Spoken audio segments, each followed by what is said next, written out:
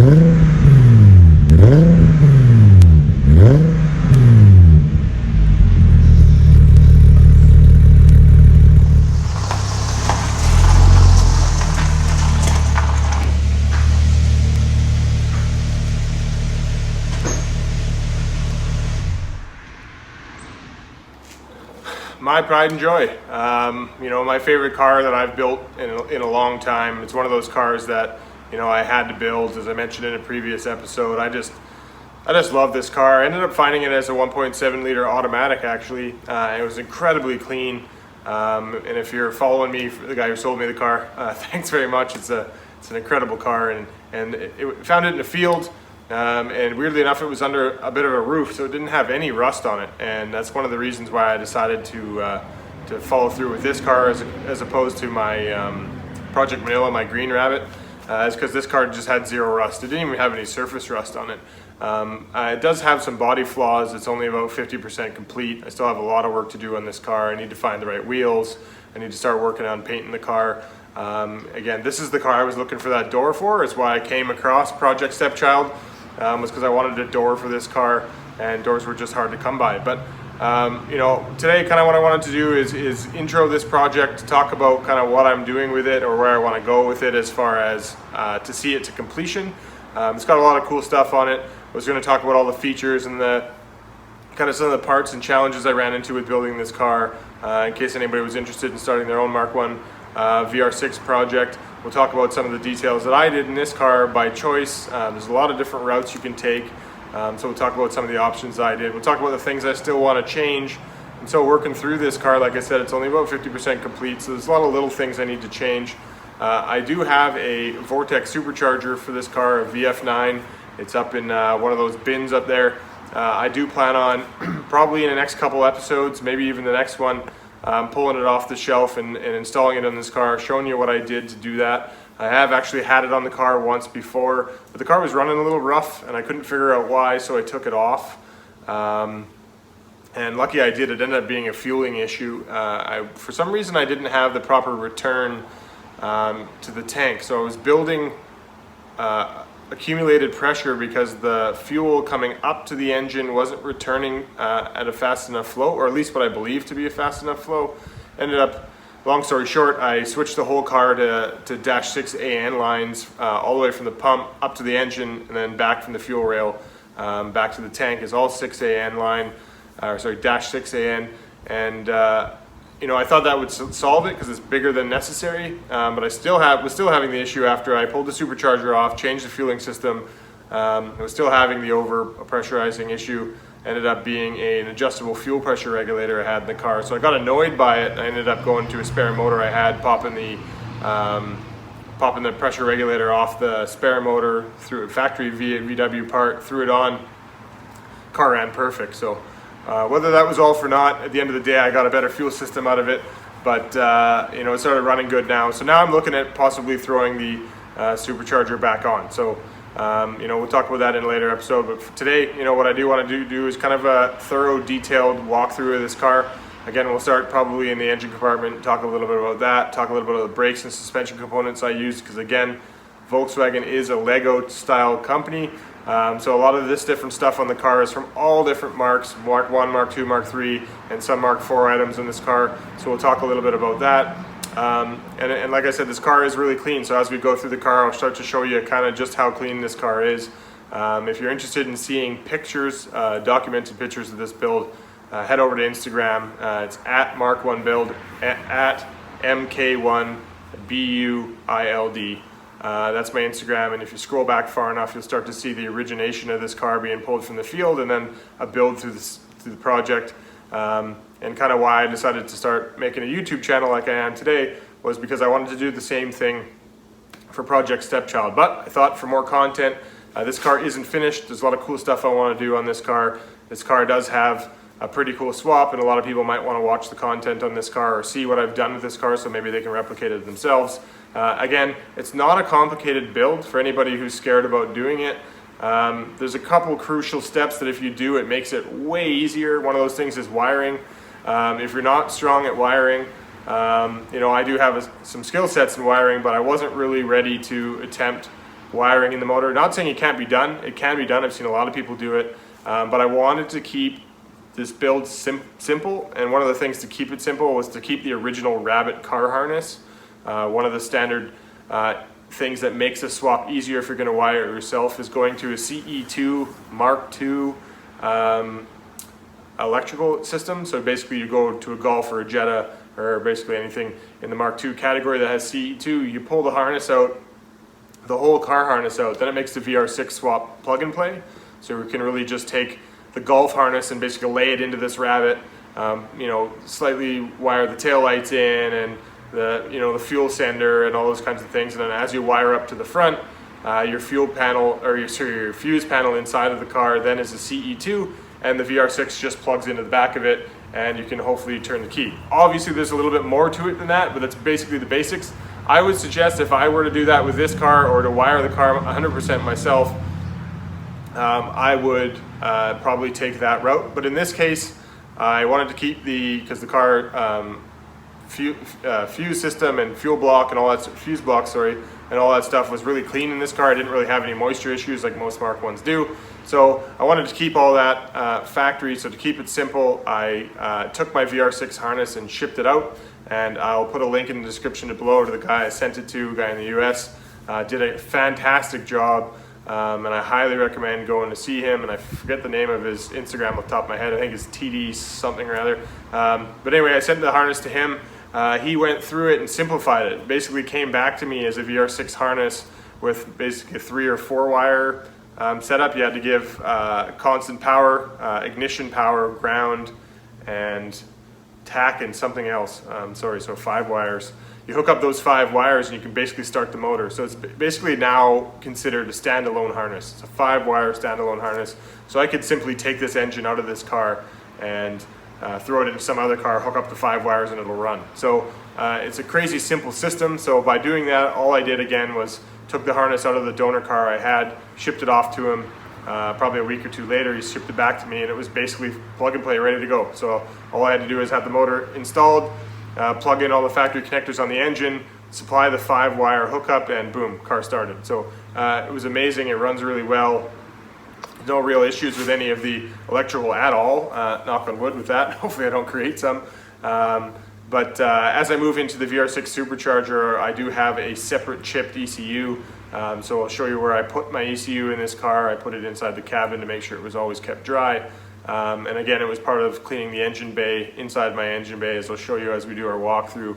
There's a ton of little things I did to try and hide the wiring and that sort of thing. Again, as we go through this car, you have to remember there's not a ton of bodywork done yet, so the bay is unaddressed when it comes to the bodywork side of things, but there's just not a lot of stuff there that used to be there. So I've got rid of a lot of wiring, a lot of plumbing, all that kind of stuff. So the bay is quite simplified, although it's not finished with how clean it is, because it's not painted or anything like that, or it hasn't even been addressed as far as the holes that currently exist there.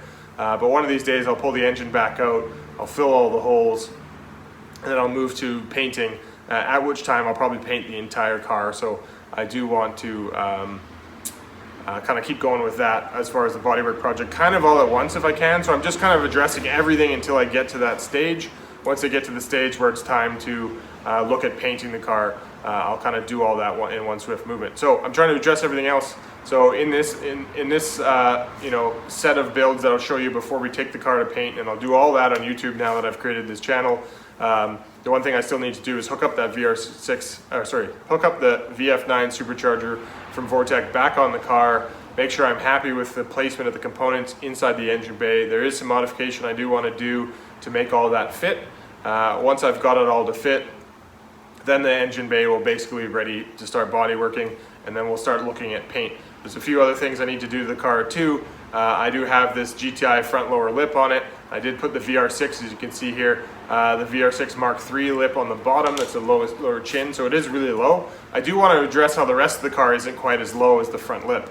I think that offset kind of looks funny. So whether I want to put some skirts on the side of the car, or I want to adjust maybe raising this lip a bit, I don't know, I really like it. The other reason why I really like it is if you do a VR6 swap on a Mark 1, your oil pan hangs down real low. So if you don't have something that's quite this deep, you'll see when you look at the front of the car, all you'll see is the oil pan hanging down, and it does kind of detract away from the look of the car. So I wanted to make sure that I kind of covered that up. Also, this car does ride a little high for that reason.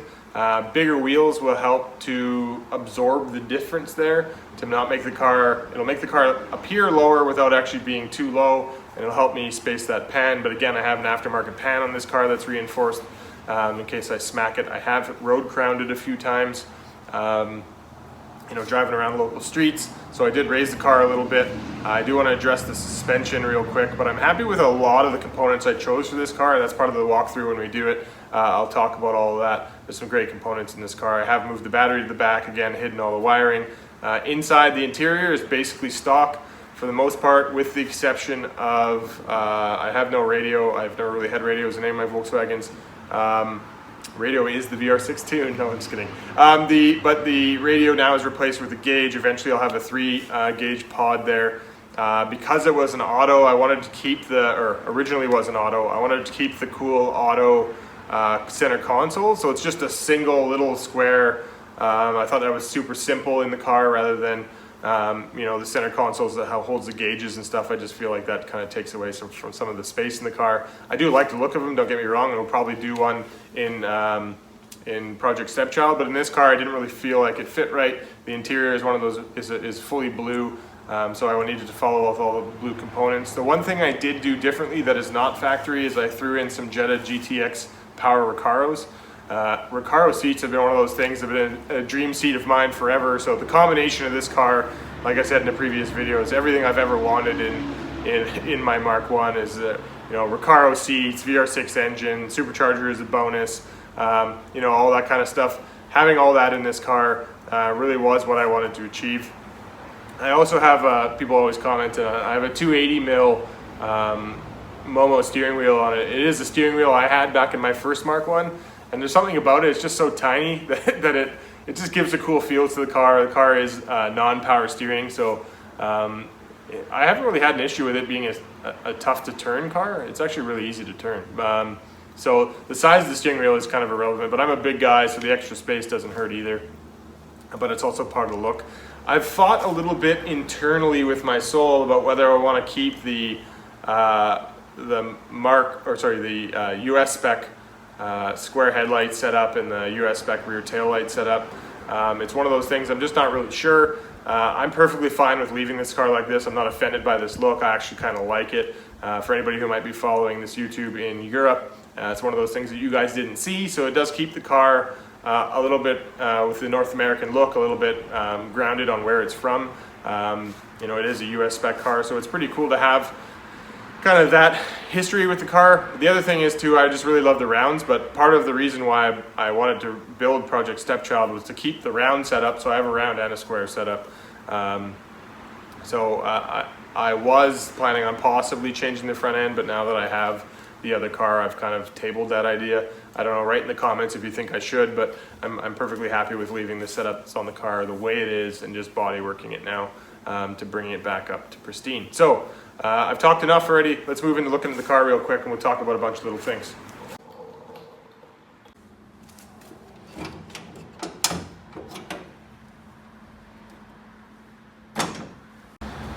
So it is a AAA VR6 swap from a 1998 Volkswagen Jetta.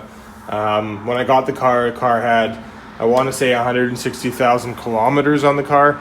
So if you're US, I don't know, guys, do that conversion. I think it's around 100,000 miles, give or take.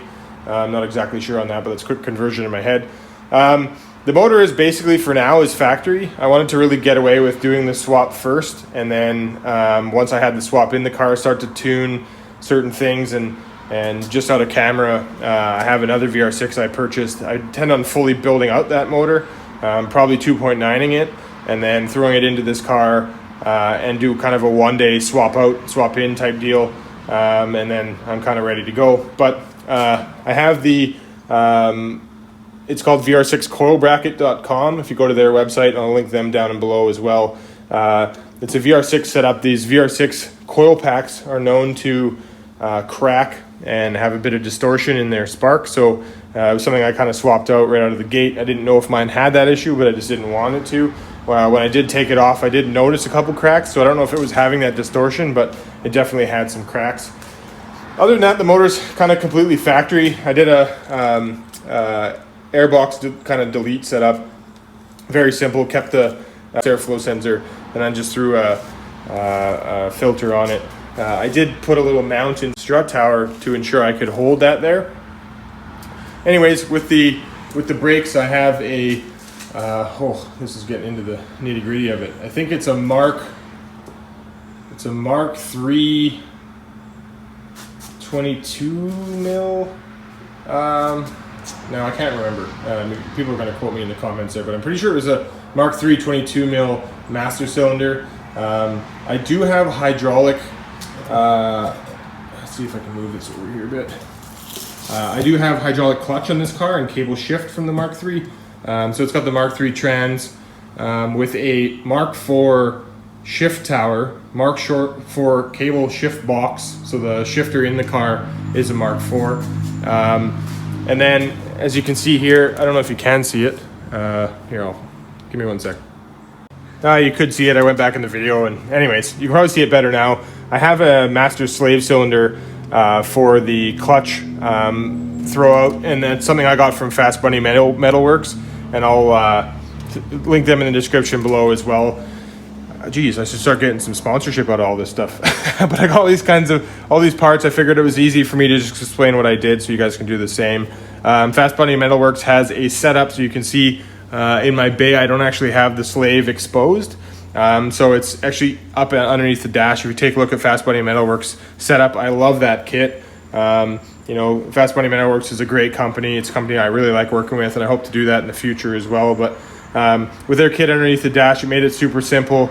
It's a Willwood type slave, and it's up under the dash. It's got a little fill spot. Came with all the bracketry to hook it up to the steering column as well. So take a look at their kit, and I highly recommend it. Really simplified my bay. One of the big companies I did work with as well for this whole kit, as you can see here, this is a Eurowise engine mount kit.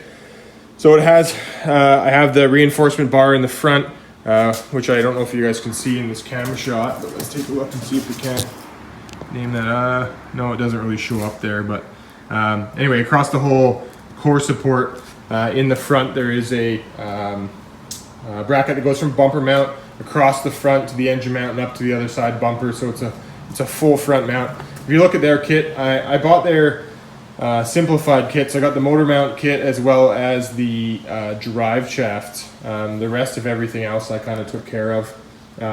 So radiator, it's a Passat 16 valve, flipped upside down. So the only challenge you might have is the temperature sensor for your rad fans is up in the top corner as opposed to being in the bottom corner. Obviously, if you have any cavitation issues of your air being up top there, it's not ideal, but I actually, to bypass that or to change that setup, I actually ran a thermostatic controlled separate sensor that turns on my fans. I have dual fans, hopefully you can see that. I have dual, I believe they're 10-inch fans, so they're sucking fans. Those work really well. Between the combination of the electronic thermostat setup that I have separate, and I've buried it behind in the taillight there's an adjustment valve. You can adjust the temperature of the car. It's basically just a rheostat.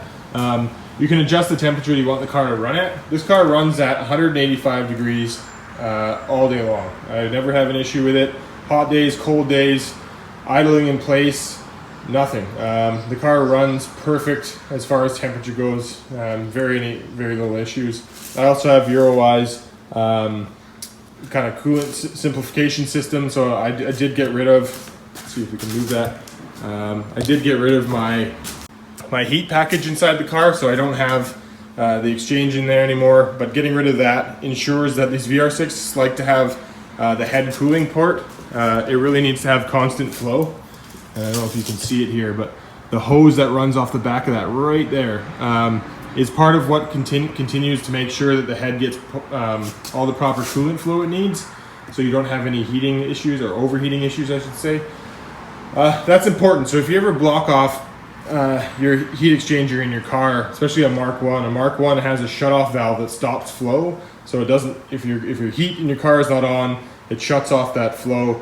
That flow, it basically creates a hot spot in the head, then you start to have heat spikes or overheating issues. So I would highly recommend, if you're going to delete it, either you loop it properly and do your research on how to properly loop it, or just get one of these Eurowise kits. And again, I'm not sponsored by anybody here, definitely not sponsored by Eurowise, but nevertheless, it's one of those kits that allowed me to just do it simply and again, reduce the amount of stuff I had in my engine bay. Just so anybody knows, if you run this Passat radiator flip, so it's a 16 valve 92 Passat, I think, radiator, and I bought it new. I didn't get it from a scrapyard. That was one of those things I wanted to make sure I invested in something that was right outside the box. But with it flipped upside down and mounted this way in this position with very to little to no core support modifications to make this work, I was able to use factory VR6 coolant hoses. So the coolant hoses you see there is a factory VR6 Mark III coolant hose kit, which next time I won't do the kit itself because it's got this overflow tank option there that I just plugged off. But other than that, those hoses fit perfect. I didn't really have to modify them in any way, proper locations and everything. So that's another thing I would highly recommend, is just going with this 16 valve Passat radiator option. Allows you to just bolt it in, and they're relatively inexpensive. You don't have to go with any of those big custom units. I'll go across to the other side of the engine bay. What else do I got going on here?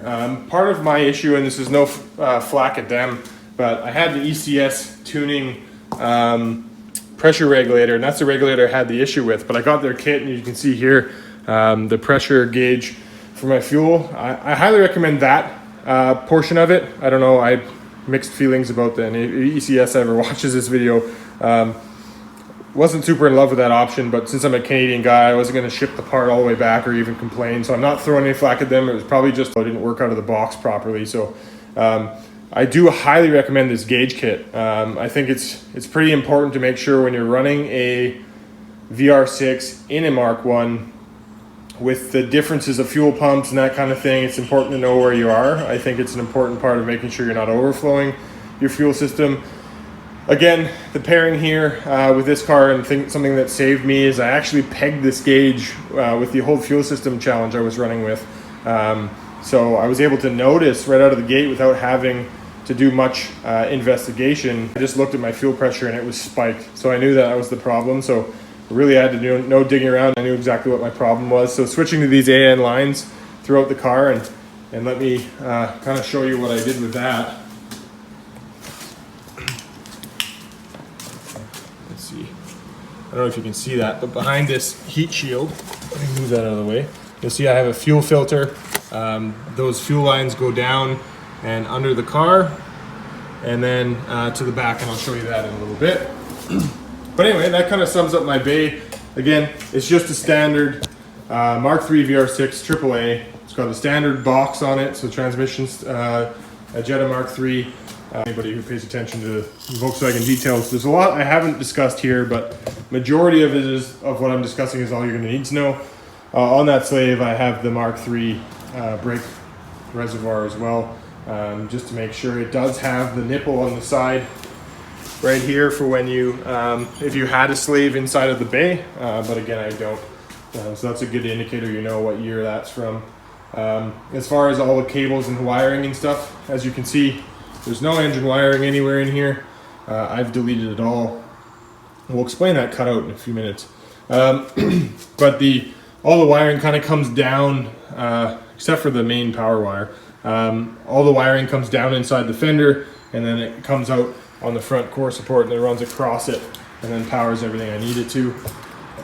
Let's talk about that hole right now, just because you see it and I brought it up. That's where my VR6 VF9, I keep saying VR6 instead of VF9. My VF9 supercharger, part of its rotation causes it for belt tension to rotate into that frame rail. So on part of initial fitment, and trust me, I'm not leaving it like that, but as part of initial fitment, I decided to make that cut, and in doing so, I kind of cut it so that the supercharger can rotate and get the proper belt tension. And once I was happy with it, I was going to deal with the metalworking of that portion, and I will still do that. I've got some new ideas that I might work out in that, but all of that will be in a future series. Without making this video 3 hours long, let's quickly cut to the brakes.